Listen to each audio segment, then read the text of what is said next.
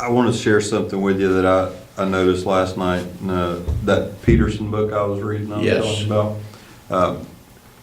The name of the book is Christ Plays in 10,000 Places. Anyway, that's its own metaphor. But okay, this is a comparison between John 3 and 4. John 3 with Nicodemus, John 4 with the woman at the well. Yes. In John 3, it was a public figure who came to him privately. Mm-hmm.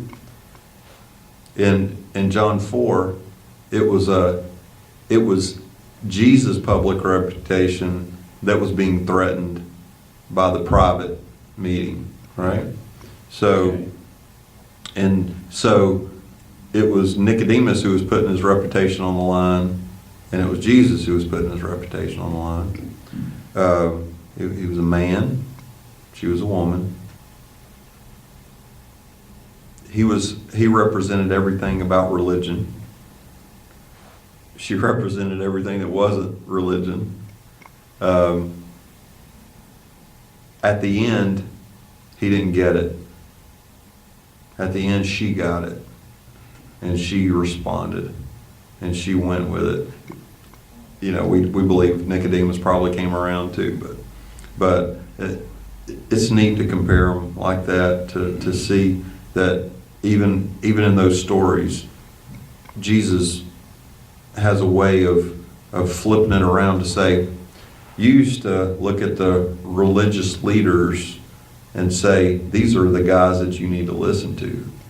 Oh, that's another thing. His approach to Jesus was, we know that you're a great teacher of Israel. And she's like, who are you? Yes. Who are you to ask me for water? Aren't you a Jew? You know. And what's more is that in John 4, Jesus told her that God seeks worshipers. Yes. God seeks them. Yes. And the other thing was, Because she tried to go religious on him, and he wouldn't let her. oh yeah. That's the thing is Nicodemus was religious. Yeah. And when she tried to take the conversation into a religious realm, he said, no, Gotta wait. you don't understand what you're talking Yeah. about. Let me take you back to this level. Yeah. What about God seeking you? Yes. Not you seeking God on any particular place, but God is decentralizing this thing. Yeah. He's making it to where it's not you got to come here, but wherever you are, God is going to find you. Well, she even said, because she'd heard this and taught by their people, that you Jews say you have to go to Jerusalem. Well, if you'd ask Nicodemus, where do you go to worship? He would quickly say, to the temple in Jerusalem. That's where you go. And so if you don't go there, you can't worship. You have to go there. And of course, one of the rules in Israel was that 3 times a year they were required to come from all over the place for 3 festivals at Jerusalem. And so the people did come. And so the Samaritan woman said, well, that's what you people say, but our fathers tell us is right here on these Samaritan mountains, Samarian mountains, I mean. So who's right? And of course his answer was, Time is coming and neither now is. Time's coming when now is that God is seeking those who will worship in spirit and truth.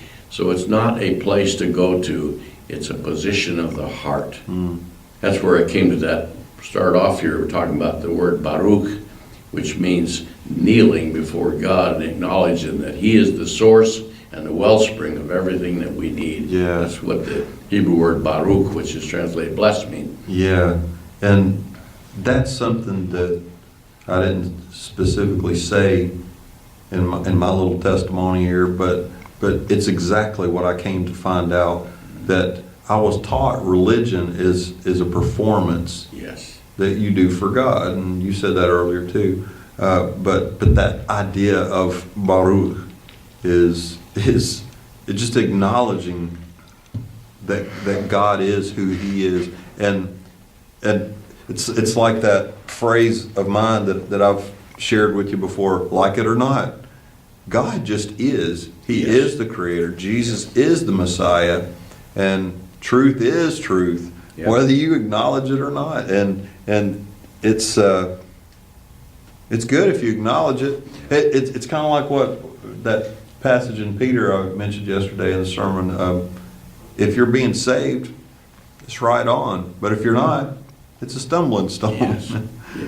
You know, that word Baruch is followed in the Hebrew prayer by atah.